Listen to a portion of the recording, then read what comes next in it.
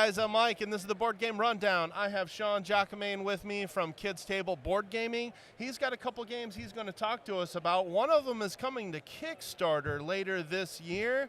Sean, what do you got for us? Yeah, so Wasabi, a Game of Rascal, coming to Kickstarter in October.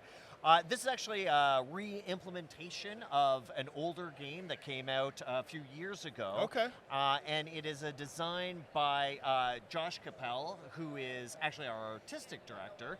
And he has, it was one of his first game designs because he's also a game designer. Okay.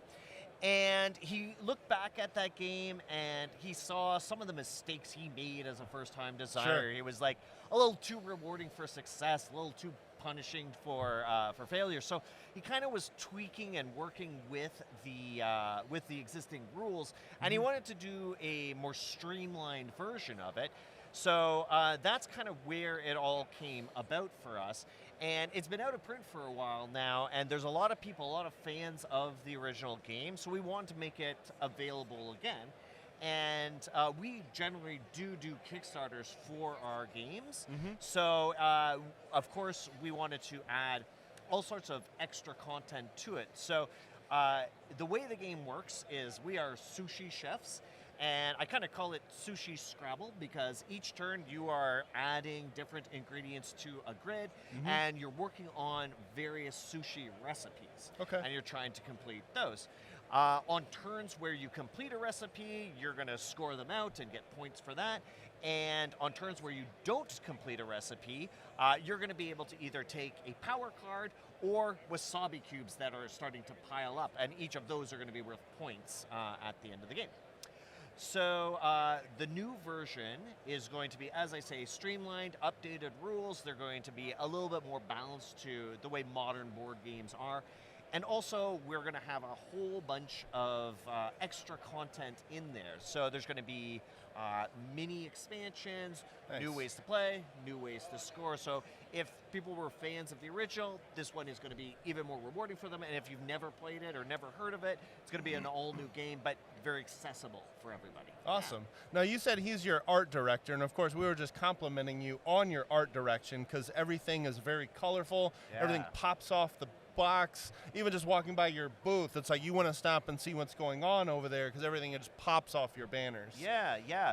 Well, he's amazingly talented. Like, he's an artist, he's a graphic designer, and he does some of the art himself for our games, but often he is partnering with different talented artists. Like, we've worked with some of the same artists over and over again, like Shauna J.C. Tenney or Apolline Etienne, who we've done multiple games with over the years.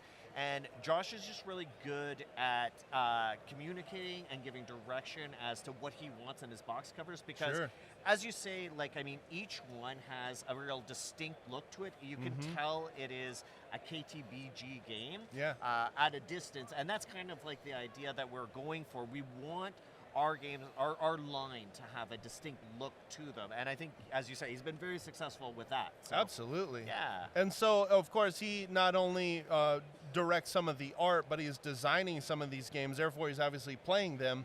I learned just the other day that Ian O'Toole plays every game he makes art for, which is, well, that makes sense. He's one of the best artists in the industry, and that's why his icons are always on point. Right. So I think when you got somebody playing the game, it really helps things sync together. Absolutely. Yeah, like, I mean, I'm sure there are graphic designers out there that are not necessarily game players or anything like that. And so being able to know the mechanics of the game and know what information has to be conveyed to the players is such a helpful a tool to have.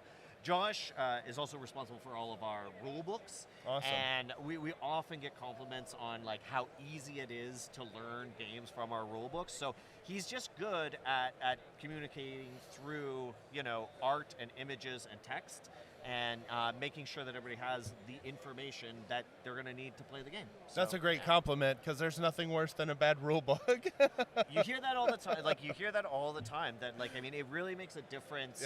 You know, because if your first experience with a game is frustration at not being able to learn it, it's going to hamper the experience, and so like I think that's a priority for him. Like we all as a team kind of go over and edit the rule books and make sure everything looks good, but he's the guy who's like putting things in place and putting the majority of the information in there. And yeah, it's great to have somebody so talented on the team. Absolutely, yeah. It makes a world of difference. You can get all excited, and then you open the box, you punch everything out, then you open the rule book and get to page 4, and you're like, okay, I don't know what's going on. That's happened to all. It's anybody deflating. Who's a gamer has experienced. It's very that. deflating. Yeah, so for absolutely. Sure. So okay, so when is this actually going to hit Kickstarter then? So it's coming to Kickstarter in October, I believe the 16th or the 23rd, but I don't think those Working have been on a date. set. Okay. Yet. But yeah, it'll be this fall. It'll be our next KTBG game on Kickstarter. And if you've ever followed our campaigns in the past, you know they're a lot of fun, lots of interactions. We like to do polls with our backers and let them contribute to the game as well. And yeah, so looking for some fun surprises and just the fun standard KTBG campaign you can always expect. So. Nice. Do you guys think you'll be able to fulfill it next year? Oh, yep. It's always the goal. Like, I mean, our goal would be probably Q3 next year in terms of fulfillment. So, I mean, in an ideal world, we'd love to have it for Gen Con. Of course. Not always a possibility. Not always doable. Exactly. So many factors outside of sometimes your control that not everybody knows about. Exactly. So, Exactly. Yeah. And but we always try to get it within kind of like the time period that we're shooting for. Anyway. Awesome. Yeah. Yeah, so this sounds fun. I'll definitely be checking this out. Tell us about Dice Veggies then. Yeah, so Dice Veggies is really neat. This is a Gen Con debut, and we were really excited about it.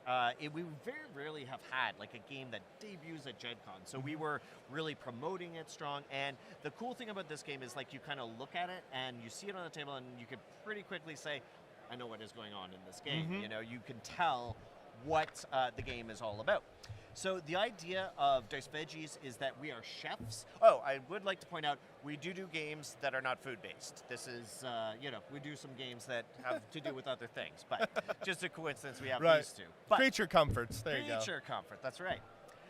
So Dice Veggies, we are chefs. We are cooking up these different culinary masterpieces, and there's a central block of dice. You create it with a frame, and from that dice, you're going to use our patented cleaver or cardboard cleaver and chop away dice that equal 10 pips or less. And then with those dice, you're using them to work on various recipes. So each of those dice represents a vegetable, either tomato or pepper or onion, various things like that. And you're going to be working on different recipes. And on top of the recipes, you're also going to have hype cards. And hype cards can be added to a recipe when you complete it if you fulfill certain categories. Like if you're going to have an elevated bruschetta, you can add that elevated card if every dice is 4 or higher in the recipe, that sort of thing. And basically, you're going to play until one player completes 6 recipes, and then everybody gets one more turn, and then we total up our scores. So one of the neat things about this is another design of Josh's, but also it was designed by 2 11-year-olds, Jory and Rowan, who are the son and niece of Josh. That's awesome. Yeah, it was really good. They've been working on it for years, and like they've grown up kind of playing games and like around game designers their whole life, and so it was only a matter of time before like they would come up with an idea and want to contribute. And so it's kind of like their first design, but the simplicity is the beauty of the game, which is really neat. And there are 48 recipes in the box, and each one of them we kind of did research, we looked, and we were trying to get recipes from all around the world. We wanted to have lots of different cuisines represented. So it's a lot of fun just to kind of go through and see what recipes might come up.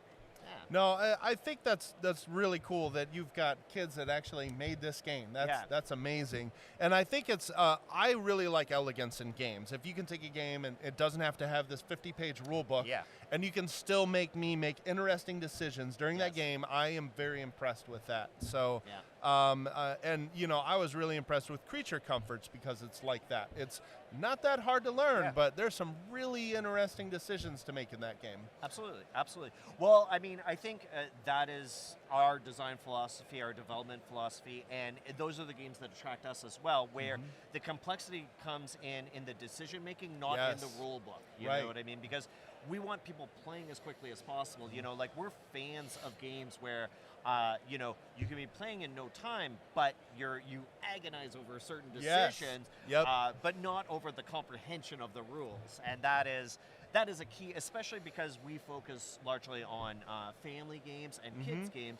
So we're looking for ways, we're always looking for ways that, you know, just by looking at a game on the table, you can kind of figure out what it's all about.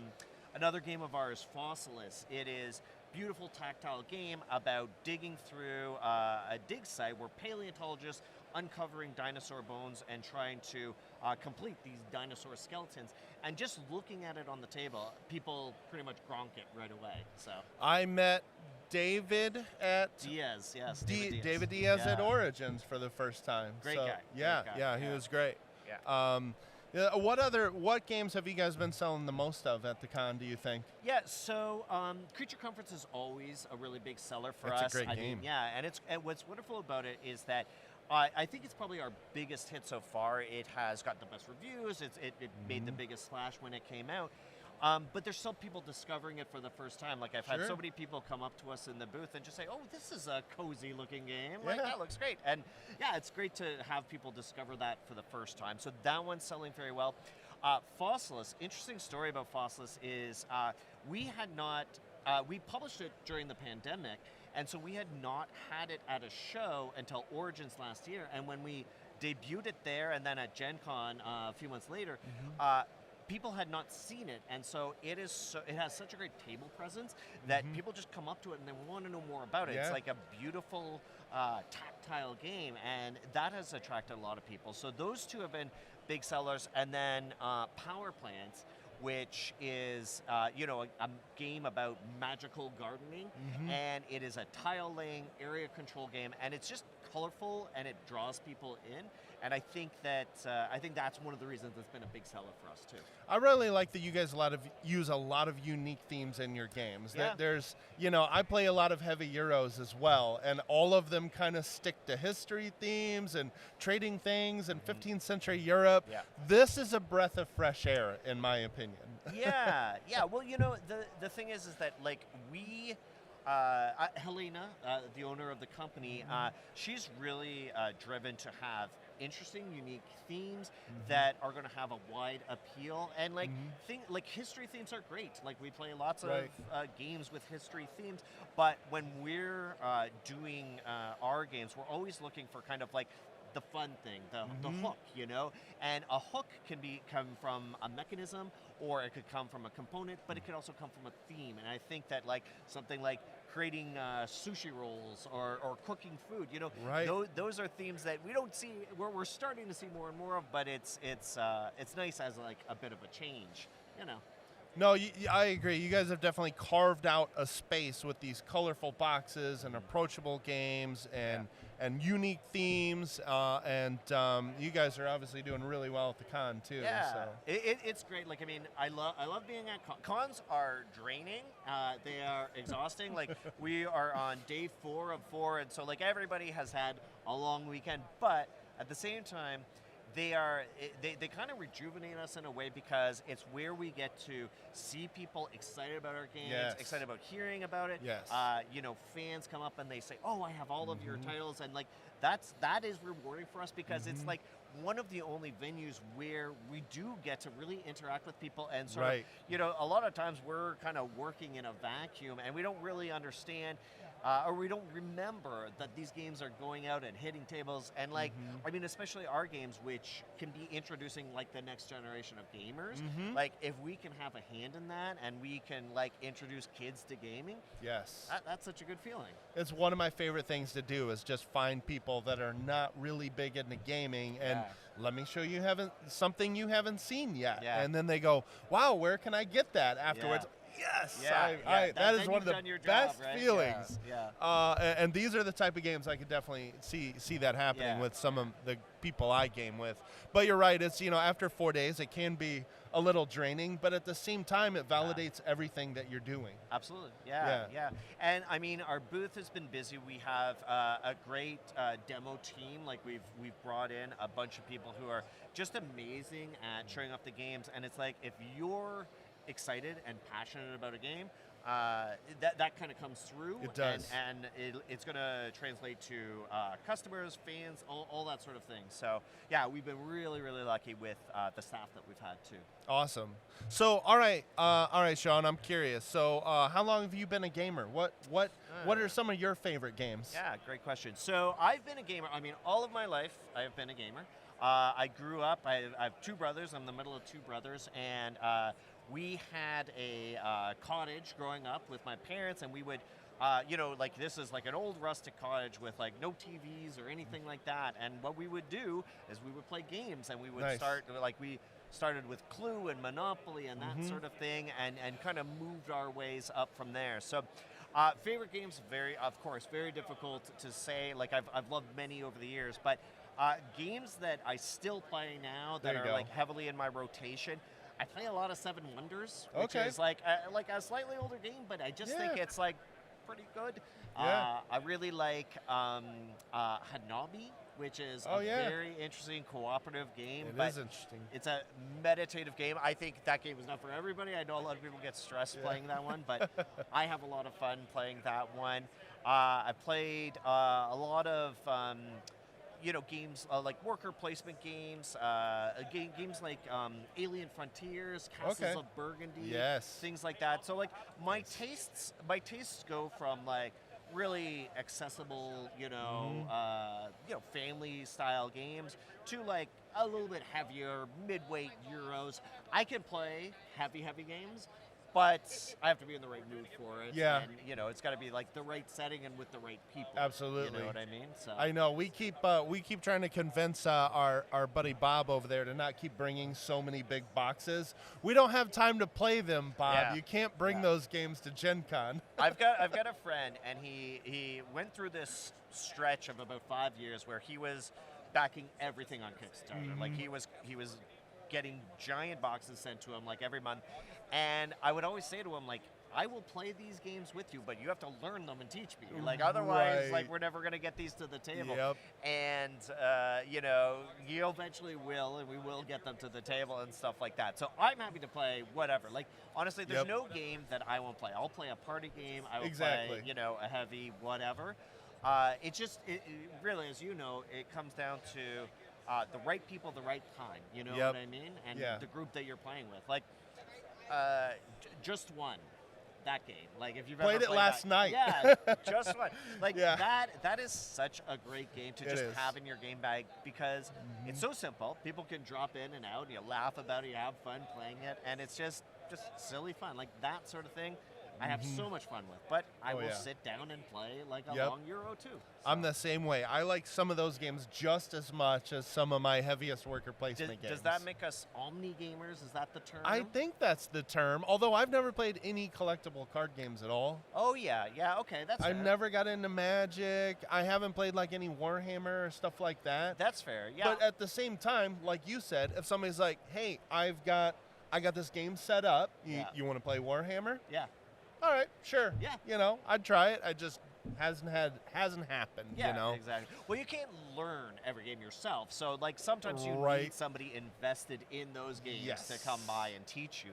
Yes. But it's. I mean, the wonderful thing is that every game is for somebody. And there is a game for every person. Absolutely. You know what I mean? We just happen to be maybe people who there are more games for us than others. That's kind of what's nice about having such a big crew. We all have different tastes, but there's so many of us that will play anything. Yeah. So nothing is off limits in our group. Yeah. So how do you determine what game to play? Like, do you have a rotating Not really. Not really. I mean, unfortunately, when you start covering content, you're always trying to chase the games that you think will get the most views. Yeah. But at the same time, nothing stops us from just playing the games that we want to play because we want to play them. Yeah. But some of those review games get in the way a little bit sometimes, Yeah. and that's a good problem to have. But yeah, it tends to be a lot of the newer games that are coming out. Yeah. Cals of Burgundy is one of my all-time favorites. Concordia is one of my all-time favorites. I just played that and I loved it. The first time I ever played it, and it's like it's such a great mechanism and like just really unique. I hadn't seen it before, so I really like that one.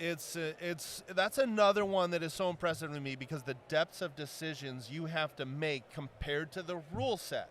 Yeah. The rule book has 4 pages for that game, and you can teach it in less than 10 minutes, and so that's why that one is one of my all-time favorites and always will be. I think that's a underrated evergreen, but that's one we talk about a lot, actually, for that exact reason of not a lot of rules, but tons of gameplay. Have you ever played Kalimata, I believe it's called? I don't think so. That's another unique one, which the rules are dead simple to learn, but it's got depth of decision making and whatnot too. But I gravitate towards those, and it sounds like you guys are the specialists of the elegant games with great decisions to be made. Oh, thank you. We definitely try, and we want to make games that we want to play.